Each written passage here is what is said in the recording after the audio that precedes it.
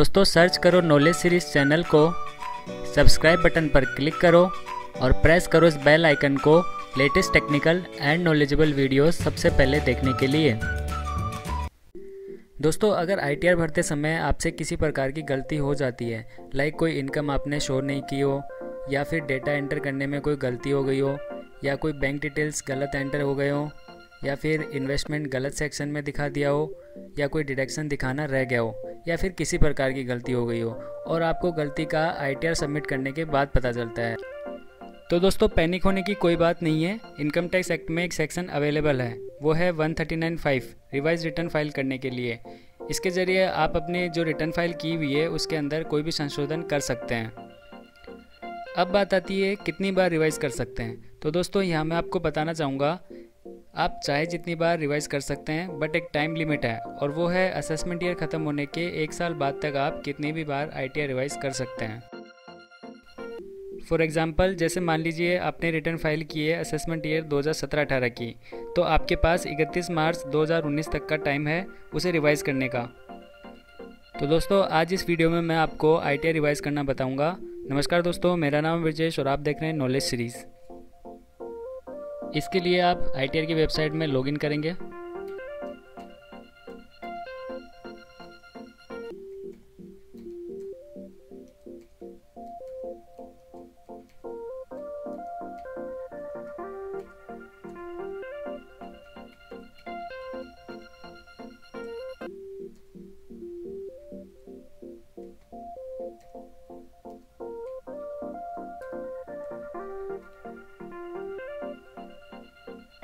Login होने के बाद सबसे पहला काम आप ये करेंगे, जो आपने ITR फाइल की थी जिसमें आपको करेक्शन करना है उसके एक्नॉलेजमेंट नंबर और फाइलिंग डेट आप कहीं पर लिख लेंगे। तो उसके एक्नॉलेजमेंट नंबर लेने के लिए आप डैशबोर्ड टैब पर जाएंगे। यहाँ पर ये जो थर्ड लिंक है व्यू रिटर्न्स एंड फॉर्म्स, इस पर आप क्लिक करेंगे। यहाँ पर आपको सारी डिटेल मिलेगी जो जो आपने ITR अब तक फाइल की है। तो सपोज़ कीजिए मैं इस असेसमेंट ईयर 2017-18 जो मैंने ITR फाइल की थी उसकी बात करता हूँ।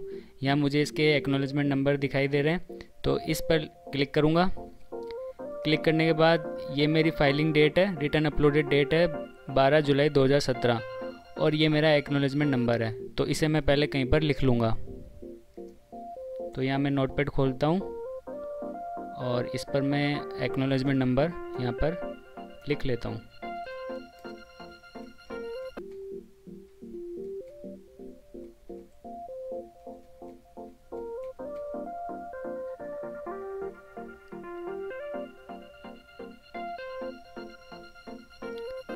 डेट है 12 जुलाई 2017।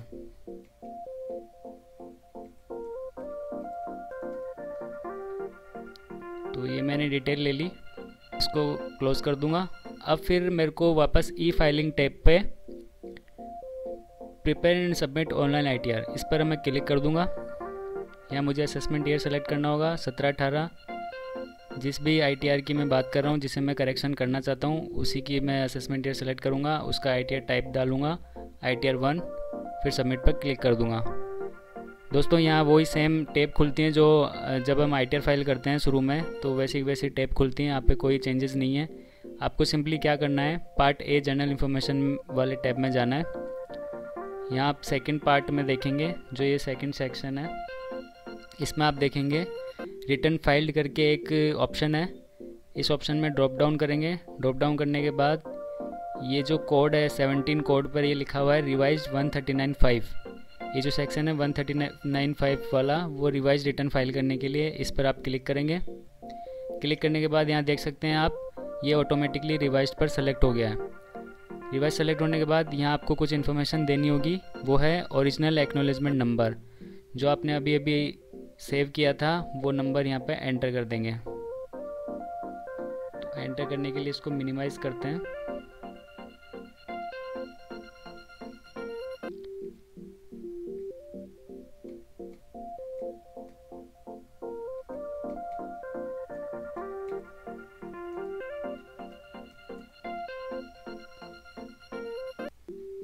एंटर कर दिया नंबर, उसके बाद है डेट जो कि मेरी थी 12 जुलाई।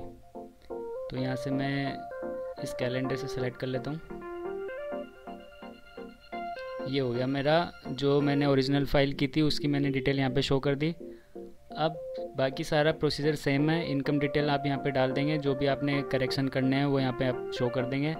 जो भी डिडक्शन आप कर रह गया वो आप देख सकते हैं, वो आप यहाँ पे सेलेक्ट करके उसमें एंटर कर सकते हैं वैल्यू।